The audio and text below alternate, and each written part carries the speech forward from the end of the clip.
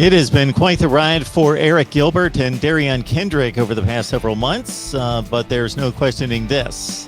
The benefactor in all this, the Georgia Bulldogs. We got Palmer Thoms on the line from Dogs 247 Sports to break down the recent happenings with both one of the elite cornerbacks in the country, former five-star, and also tight end Arik Gilbert of LSU via Florida, now with the Georgia Bulldogs. Palmer, thanks so much for stopping by.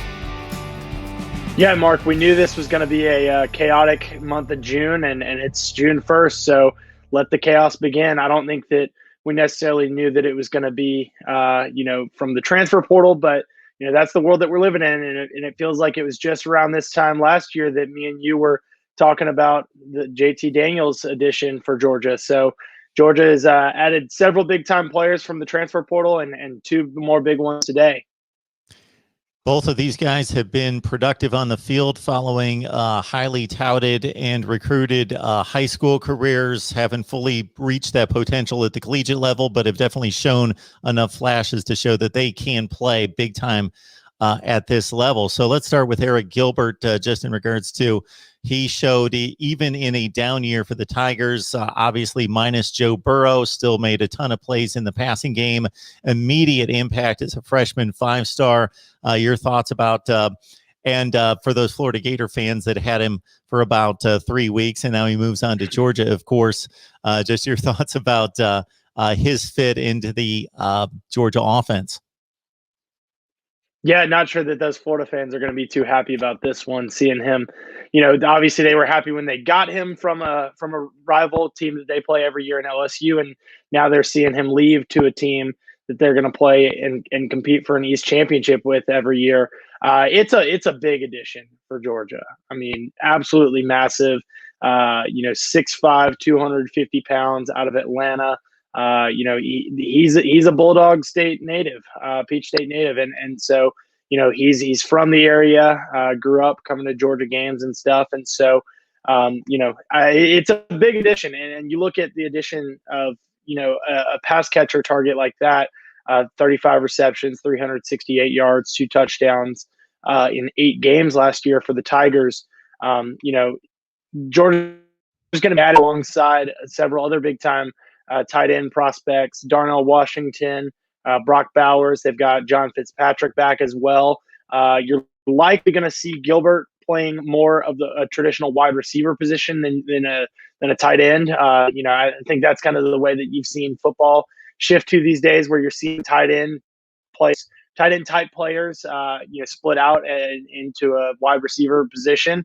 And I think you're going to see Gilbert in that, manner. I think, looking at Georgia and the questions that they had out of the wide receiver room the last couple of seasons, they've built it up, and one of the guys that they've built it around has been George Pickens. Well, he's not going to be a factor this fall for the Bulldogs after tearing his ACL in the spring, and now you can plug in Gilbert to kind of replace him. So does this turn into a situation, Palmer, where maybe Darnell Washington isn't as impacted as it would appear on the surface? Maybe he still stays as an inline tight end with his hand in the ground, and they can accommodate a ton of formations with both guys. Absolutely. I think you're absolutely going to see, formations with both these guys on the field. And that's going to be something that keeps SEC defensive coordinators up at night, having to worry about 2 former 5-star tight ends.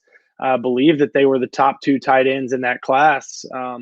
They were 2 of the top tight ends in that class. And Georgia was now able to bring them both in.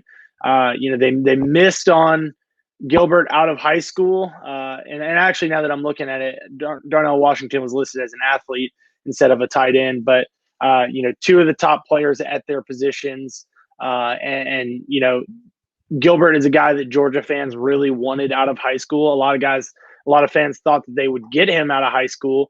He ends up going to LSU for a season, and now he's going to be back in Athens, back in the Peach State, playing for a lot of fans that are going to be really excited to see him.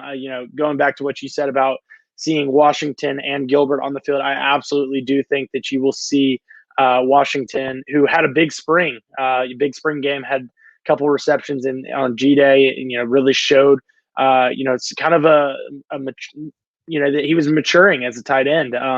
Didn't have as big of an impact his freshman season as people might have hoped. And I think that's a combination of, Georgia getting used to a new offensive system under offensive coordinator Todd Monken, Washington getting used to a new system, and playing college ball. I absolutely think that you're going to see him continue to progress, as well as Arik Gilbert, and with him arriving. So there's no doubt in my mind that you're going to see formations with these two guys on the field, and that's going to be something that defenses are going to have to worry about.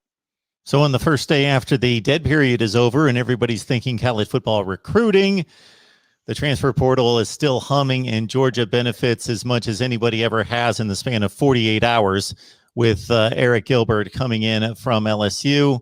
And, of course, we will talk Darian Kendrick. Palmer, we appreciate you stopping by, laying down the information and the insight. Absolutely, Mark. Thanks for having me on.